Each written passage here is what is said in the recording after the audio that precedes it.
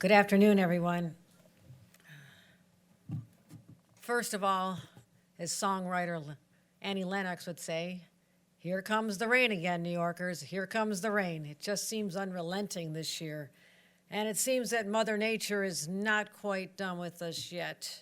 Just minutes ago, the National Weather Service upgraded the flood watch to a flood warning, which is far more serious for the immediate vicinity of Bronx, Brooklyn, Queens, Manhattan, Nassau, and Westchester counties. That is in effect till 4 p.m. today, but has a likelihood of being extended beyond that. So again, we went from a warning to a flood watch in this densely populated urban area, which is a real cause for concern for all of us.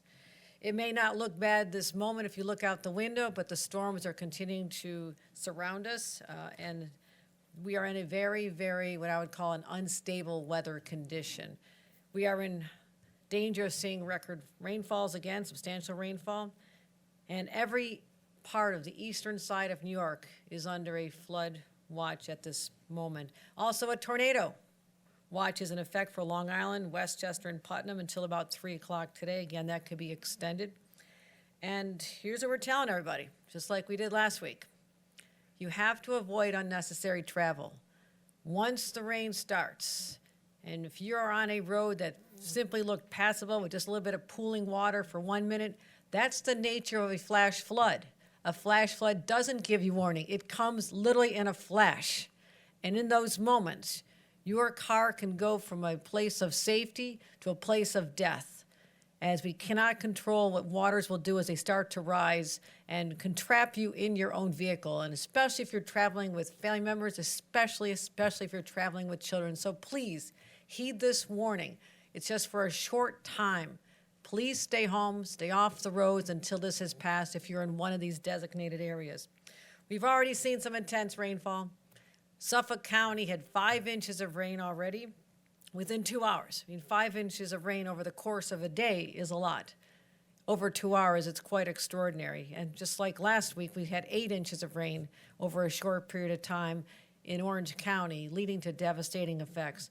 And I know right now our first responders are on the ground. They're ready. They're prepared for the worst, but it all depends on what our citizens are going to do. If they can cooperate with us now and stay off the roads, we can avoid a lot of unnecessary rescues. In Putnam, Suffolk, and Westchester counties, we've seen 1.5 to 2 inches of rain per hour, but right now in those areas, we've not seen significant or catastrophic flooding as we speak. And the good news is, for those who are with power, we had 23,000 people with power since the beginning of this event. It is now down to 9,300, but if you're one of those 9,300 families without your power, it is a frightening time. So we're going to be working really hard. Again, this is about being prepared in advance for storms. Just like last week, this time we have over 5,000 utility workers on the ground in advance of the rain falling, so they are pre-positioned to be able to assist restore power as soon as humanly possible. Most of those power outages right now are in Dutchess and Sullivan counties. So as I said before, we're not out of the woods. More rain is coming. And yesterday I directed our resources ahead of these storms. I spoke to the county executive in Orange County and told him that we have already three swiftwater rescue boats available. I am so glad we had them pre-positioned last week at this time, because they were responsible for rescuing countless motorists from their vehicles, because we had them in place before the rain started to fall. We have sandbag machines, 3,500 sandbags, 25 tons of sand in Orange County. We have over 4,000 state personnel from the DOT and Thruway, and as I said, actually 5,500 utility workers ready to fix and restore the power outages. I did spend my morning speaking to county executives, offering our assistance. I spoke to Dutchess, Orange, Putnam, Westchester, and Suffolk counties to tell them, first of all, ask them for an assessment of what they're seeing on the ground, what their main concerns are, what roads they're most worried about, what bridges they're afraid of being compromised. So I took that information back, but they have been in constant communication and gave lots of compliments to Jackie Bray, who's our emergency responder, our head of emergency services, and also to Catherine Garcia, who's joined me here today, our head of state operations. So they are on speed dial with our team, Catherine and Jackie, who are doing an incredible job, it seems week after week, trying to avoid catastrophes. And also, we've reached out to New York City, completely embedded with them, communicating with them about this latest threat that is newly developing, offering all the assistance from our team to the city of New York. But they have a large force. They're very prepared, but we want to let them know we're ready to lend an extra hand if they need it. And as I said before, this is possibly our new normal. This is the kind of weather that even what should normally be a beautiful beach-going Sunday in July can turn into a devastating catastrophe because of Mother Nature. And so we're still in recovery phase from last week's storm. I'll tell you what we're doing there, but we just announced Friday. I've submitted our major disaster declaration to the Biden administration. So this has gone forth. We've already estimated over $50 million worth of damage from that two-day event just last week. And as I said, I surveyed the damage personally. It has left so many business owners and families and homeowners just in a state of shock, not sure what hit them. And again, they are the bullseye of what we think is going to happen again throughout this day and through the night. So we've been really concerned, particularly about Orange County. And last week I was in Ontario County as well, where people are still cleaning up from the storms there. But as I said, our disaster declaration will cover over a dozen counties. And these counties went from downstate all the way to the North Country and as far west as Ontario County. So we're also trying to find a source, and I know there's a lot of frustration, I heard it firsthand, from the homeowners. It is not a natural undertaking for people to have flood insurance in most of New York State, unless you live along one of the coastal areas. The fact is, we need to have a conversation about how we can make flood insurance more affordable and accessible to New Yorkers, because what we saw last week was a 1,000-year rain event. And if those are going to become more normal, even if it's a 100-year event, homeowners are not prepared. They don't have the money in their pockets and their bank accounts, and they're expected to cover these costs themselves. So we are looking to identify additional funding, which we'll be announcing in the next couple of days, particularly to help the homeowners in Orange County that were hardest hit last week. So we're going to talk about how we can keep our crews around the clock, making sure the DOT has already begun their work. If you go up to Bear Mountain, they've had to work so hard to clear and repair damage there at the state park. We're working on checking on our structural integrity of our dams. We have a lot of dams in New York, a lot of culverts, a lot of bridges. And after the rain, you cannot assume that they're safe to pass because you don't know what has happened to the supporting infrastructure during that massive rain event. So before they're reopened again, we have to make sure they're safe. We also have a wastewater treatment plant in Highland Falls that, thank God, is back online.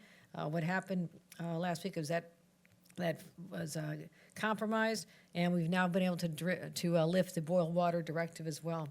And so we have over 600 stretches of road to examine, and it's a lot. It's a large-scale area. It's continuing to expand, but over 600 miles of roads and bridges have to be certified as being safe. And as bad as we got it, our friends in Vermont were really hard hit. They asked for our help. We are sending our New York State Power Authority teams of dam inspectors to help them at their request as well. So they'll be traveling over the border to help our neighbors in need. So let's remind everybody the safety tips. You heard me say it once, I'll say it 5 times today. Please do not go into a vehicle unless it's necessary, just until this passes. When the rain is coming, you see a little bit of puddling on roads, that could actually turn very quickly into a dangerous situation. So please heed that warning. And part of the problem is that so much of the ground is saturated from last week. What might be able to be contained in a single individual event is different than what happens when it's been sustained over the period of a week, which is what we're dealing with right now. So that means the flooding will be more intense than usual. As I mentioned about the flooding on the roads, 2 feet of fast-moving water can float your car. Doesn't sound like a lot, and you think your car is big and safe. It's not. 2 feet of water on a road can float your car, and water moving at 2 miles an hour can sweep your car off the road. So we ought to make sure you have in your vehicles and at home flashlights, batteries, first aid kits, food, water, medicine, and go over the safety and escape route with your family. As I spoke to a woman last week in Highland Falls who literally was trapped in her senior apartment until a rescue team came over and pulled her out of a situation she otherwise would have drowned, and she was still traumatized by that experience. We need to make sure that people know what you do in the case of when the waters start rising in your home, where you can seek help, and in advance, perhaps be aware of where the shelters are and the safety locations for people to go to, even before that happens to your home. So that's really important. So we're going to continue seeing this. And again, as if the rain coming out of the sky isn't enough, if you start looking up tomorrow, you're going to see similar situation to what we had a couple weeks ago because of the air quality degradation resulting from the wildfires in Canada. So we're going to have air quality issues once again. Yesterday, I just welcomed back the latest cohort of DEC firefighters who were up in Canada trying to help them. They're back after their 2-week stint. We'll continue rotating support in because it's so important, help our friends to the north, but also it has a devastating effect on our air quality. So right now, we're likely to be issuing an air quality alert for portions of our state. Seems to be projected to be mostly around Western New York and the North Country at this time, but as we saw, it can shift very quickly and start enveloping our more populated areas. So it's likely to be unhealthy for sensitive groups. That's our orange category. Again, normal is 0 to 50. We're expecting tomorrow to be 100 to 150 on the air quality index. And as I mentioned, the most impacted areas will be the northern and western parts of the state. So people with asthma, people who have compromised respiratory systems, people who just have, because of age or because they're little babies, please, it may not, if you don't see it looking as bad as it did a few weeks ago when the numbers hit 400, it doesn't mean that it's safe for you to breathe if you're in one of these categories. So look out for each other, remind everybody, check your cell phones. That's the easiest place to get that number. And if that number hits 100 or 150 and you're in this category, that's a good day not to be going outdoors and recirculating your air conditioning indoors and in your vehicles to make sure that you're not getting air from the outside. So those are just some of the observations of what's going on today at this very moment, and I'm very happy to take any questions. Catherine, is there anything I forgot or overlooked at this time? No. Okay. Thank you.